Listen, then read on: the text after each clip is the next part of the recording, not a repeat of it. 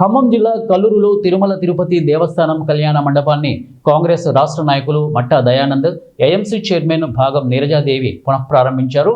ఈ సందర్భంగా ప్రత్యేక పూజలు నిర్వహించి జ్యోతి ప్రజ్వలన చేసి శాలువాలతో ఘనంగా సన్మానించారు.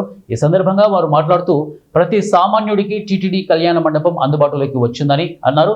సామాన్యులకు కూడా అందుబాటు ధరలతో ఉండే ఈ మండపాన్ని ప్రతి ఒక్కరూ వినియోగించుకోవాలని కోరారు.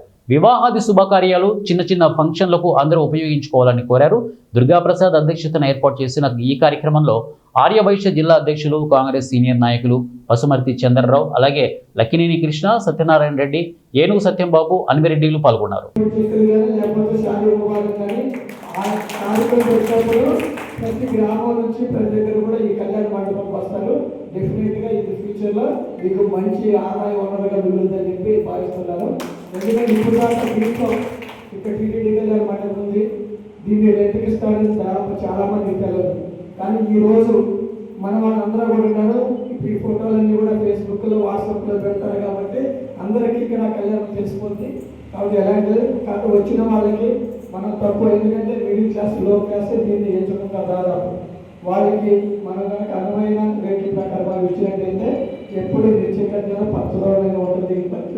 డెఫినెట్గా మీకు మంచి జరగాలని కూడా దీన్ని ఎక్కువగా ఉపయోగించుకుంటే మన మధ్యతరగతికి అందరికీ ఉపయుక్తంగా ఉంటుంది. కాబట్టి దీన్ని ఉపయోగించుకునే విధానంలోనే వాళ్ళు కూడా మనకి కొంచెం మనకు కావాల్సినటువంటి అన్ని వసతుల్ని కల్పించగలుగుతారు. కాబట్టి మనం దీన్ని పునఃప్రారంభించుకోవడం చాలా సంతోషము.